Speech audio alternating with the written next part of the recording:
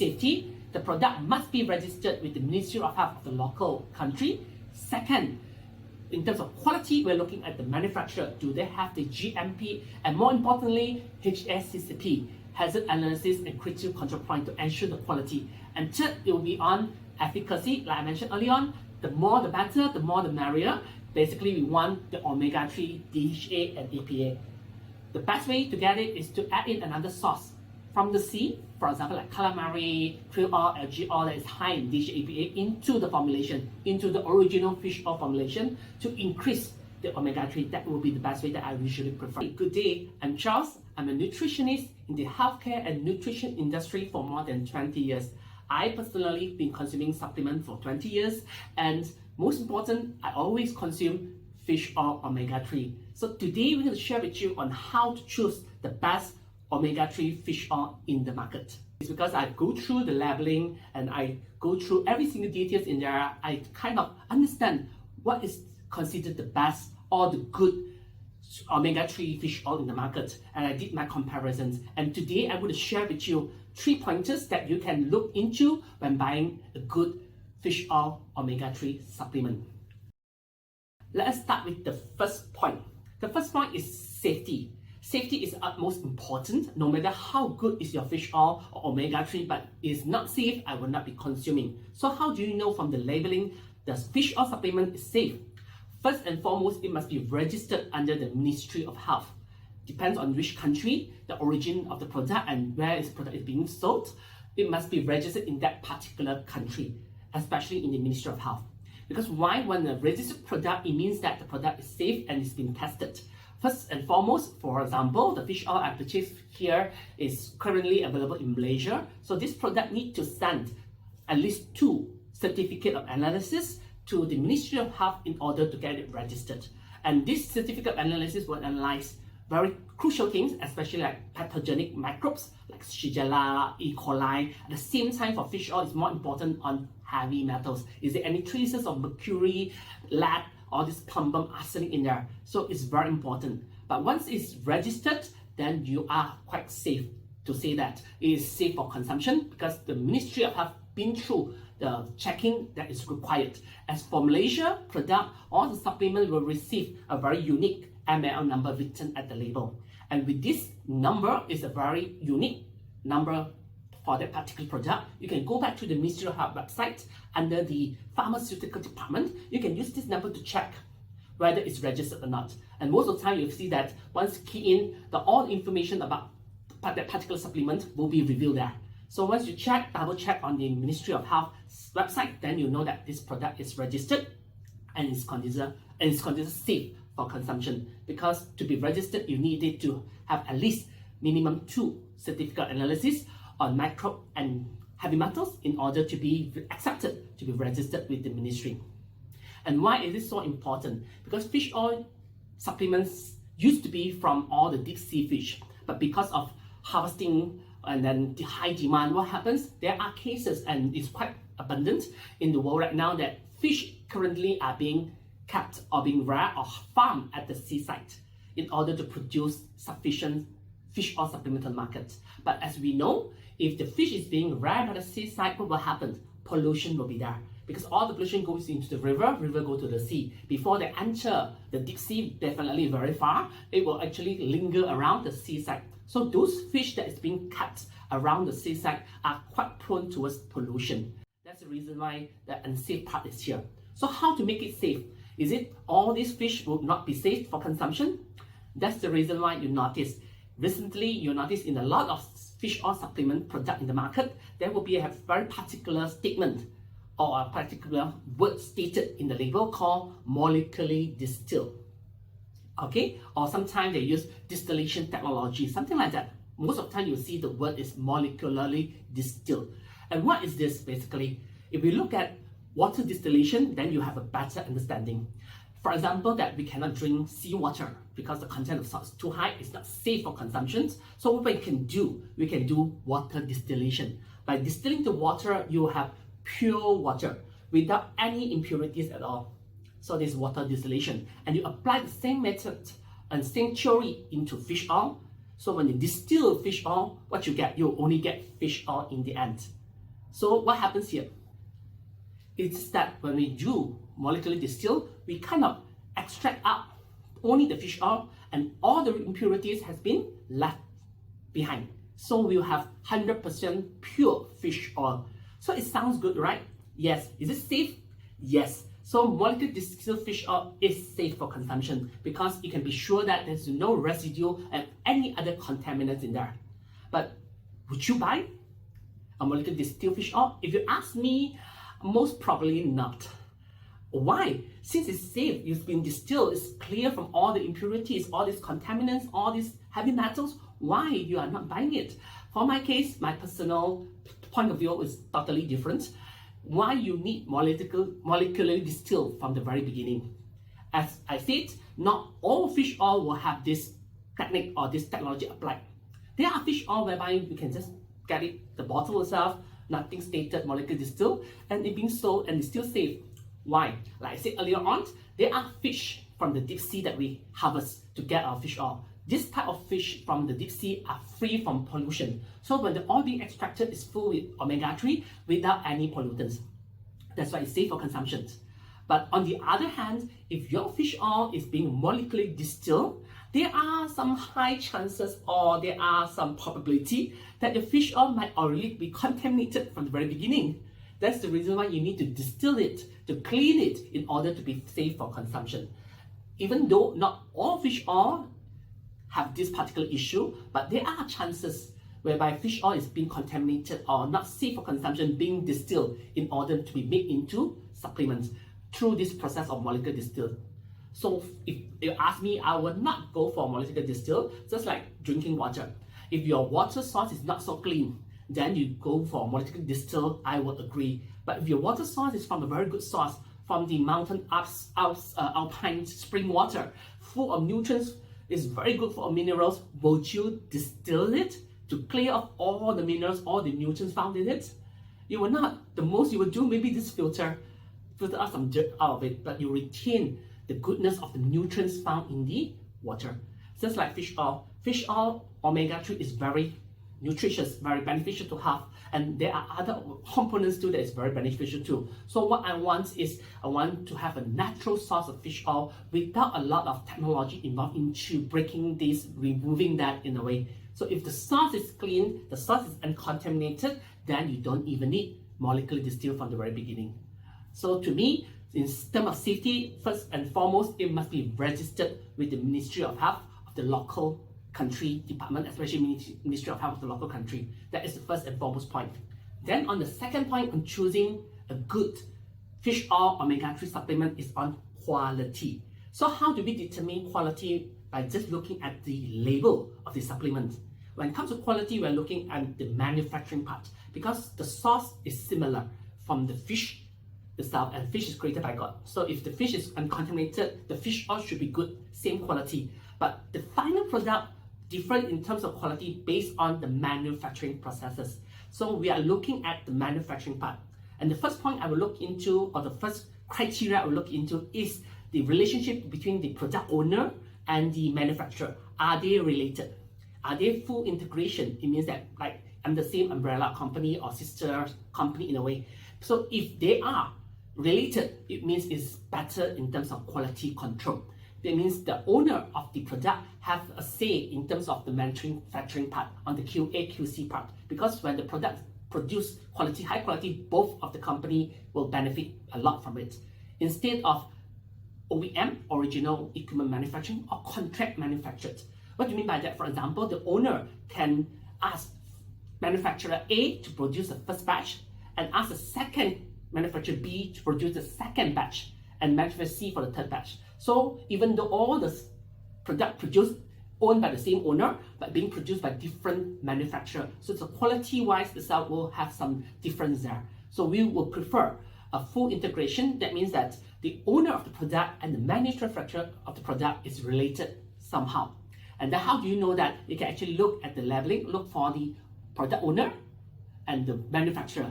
Are they related? Is that the same company? Sometimes to get it more details, you can actually go do a background check on the internet. Maybe you can check through AI like ChatGPT to see the correlation or the relationship between these two companies, the owner and the manufacturer, are they related? This is some of the way you can do. But the second point, second criteria that is even more important that I'll look into is the manufacturer itself. Is the manufacturer capable to produce good quality product? How do we know? Sometimes if from the label you will see a very certain or very specific logo. The first one is GMP, the second one is HACCP. Both are very important, but sometimes it's not listed or labeled, produced in the label. Sometimes you need to do a background check on the manufacturer. You can check the manufacturer, do they have these two certifications? One is called GMP, Good Manufacturing Practices, and this is the prerequisite, the basic. Even you don't have this, that means your product you produce is not even safe. So most of the time, manufacturer will have the GMP. But more important is the second one we call HACCP, Hazard Analysis and Critical Control Point. This one is very crucial in terms of quality control. So when we do quality control, what actually we are controlling? Like fish oil are very prone towards oxidation. Sunlight, heat, humidity can easily cause the fish oil to oxidize and change in terms of quality. So we need to really maintain that. And this HACCP is a system for quality assurance and maintenance. Just imagine at home, sometimes we fry fish. Maybe you have salmon, you pan fry your salmon. Sometimes it turns out perfectly good. Okay? Nice, flavor good. But sometimes you notice that the skin of the fish is still in the pan. Okay? Why? Because we do not practice HACCP. What do you mean by HACCP? How much of oil you need to put in the pan, and how much heat you need in order for the oil to cook the fish nicely, and how much time you need to leave the fish in the pan before you flip it over. So everything is very important. Everything must be controlled at its optimum level. Only then you have the same result every time. So HACCP is the thing that manufacturer will do, especially fish oil. They will do the first part called hazard analysis. What are the things that will affect the quality of the fish oil? Like something I mentioned in terms of pressure, in terms of light, in terms of heat, in terms of humidity, oxygen level, all these things will be measured. These are things that will cause the fish oil to turn or change quality. Then they will set critical control point. So for pressure, at what pressure must be there? Or heat cannot exceed how high degree, how many degrees Celsius, or at the same time humidity, what is the concentration of humidity can be accepted. So all these critical component points will be measured during the entire process of production. So this will ensure that the product every time being produced will have the same quality. So for quality part itself, we are looking at the manufacturer. First thing, the correlation between manufacturer and the owner, and then second part will do the manufacturer. Doesn't have manufacturer has this GMP or HACCP recognition, especially HACCP, that will ensure that the product every time, every batch being produced is the same quality. Then we look into the third point in selecting a good fish oil omega-3 supplement is on efficacy. On efficacy is actually straightforward. What we want from fish oil is the omega-3, and in fish the omega-3 is called EPA and DHA. Both are renowned for its health benefits, especially EPA is good for anti-inflammatory, and then DHA is good for your heart, good for your brain, good for your joint, good for a lot of things. So when these two combine, it will give you all the benefits that you want in fish oil. So the higher the omega-3, the better, especially EPA, DHA. According to American Heart Association, we are recommended to take 500 milligrams of DHA, EPA, that means omega-3, in order to keep our heart healthy. So basically, how much of DHA, EPA found or omega-3 found in a capsule of fish oil? Generally, if the fish is from the deep sea fish, you get it from the fish and extract it out, you will have roughly around 30% of omega-3 combination of DHA, EPA. But if from the seaside farming, as from this report you can see, it's around less than 20%. So why does it happen that way? It's quite straightforward, it's quite logic too. In deep sea fish, it means it's colder in deep sea, so the fish will have more fat. So more DHA, EPA, more omega-3. So at the seaside, it's warmer, hotter, so the fish will have lesser fat. So lesser fat, lesser omega-3, EPA and DHA. It's just that simple. So if the source itself is from the deep sea fish, generally you will see it's around 30% of omega-3. So one capsule of fish oil is roughly around 1,000 milligrams. And 30% of it is around 300 milligrams is EPA and DHA, omega-3. So according to American Heart association, you need around 2 capsules per day. Then you will notice that I keep on repeating omega-3, DHA, EPA, DHA, EPA. Why? Because from the C is EPA, DHA, the one that our body really needs, that can utilize on the spot. But there are other versions of omega-3. For example, from the land, from the plant itself, you will have omega-3 called ALA. ALA is also omega-3. But when we consume ALA, our body needs to convert it into EPA and DHA. So it takes a bit more tedious to do so. So in comparison, we prefer EPA and DHA from the sea. So the higher the better. So how can we achieve higher efficacy? There are basically 2 ways, the common ways being used. First is to add in another source of high omega-3 oil into the fish oil. For example, you can add in like calamari oil, you can add in like algae oil or krill oil.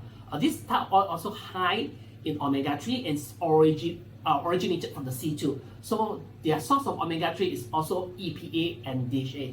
So by adding a high concentration of omega-3 oil into fish oil, indirectly and directly also you will increase the ratio of omega-3 found in the fish oil product.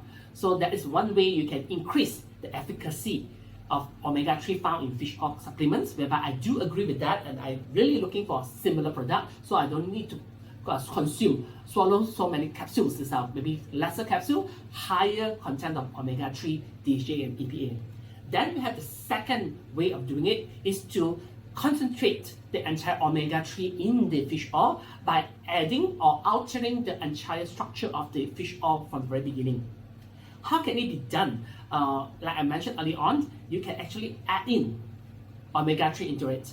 So as for example, you can see in this particular example, you can see that from this fish oil, there are the EPA and DHA. Then you will notice it's written, there are also others omega-3.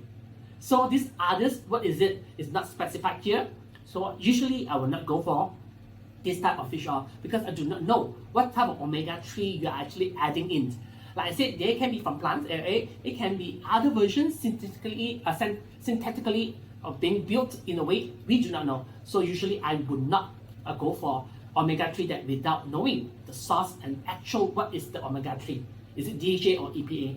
Then you notice that when you do it this way, you kind of alter the original structure, the composition of the fish oil. Something needs to be added to kind of balance it or keep it okay. What do you mean by that? You look at the ingredients. You will notice that for those fish oil that being altered in a way, you will see more additives added in to compensate, to stabilize the formulation. As in this, you can see that we have this titanium dioxide as a whitener, mineral whitener enhancer.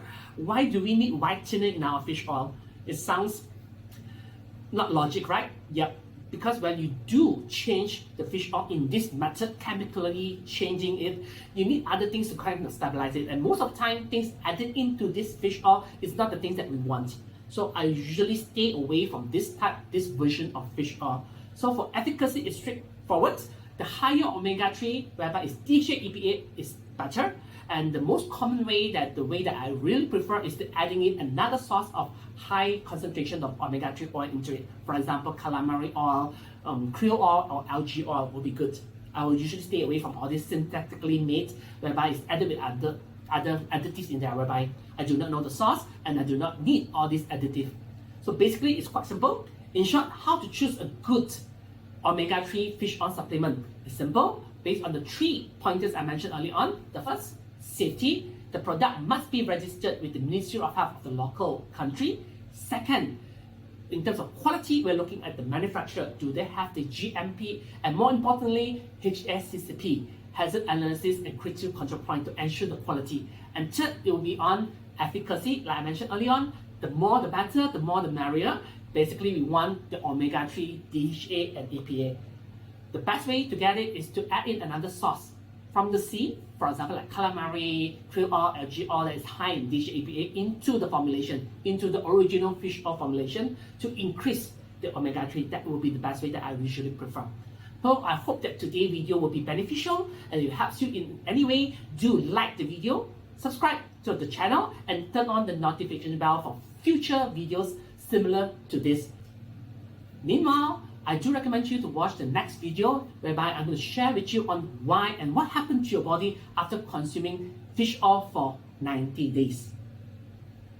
And thank you for listening, thank you for watching this video, and hope to see you in the future. And take care.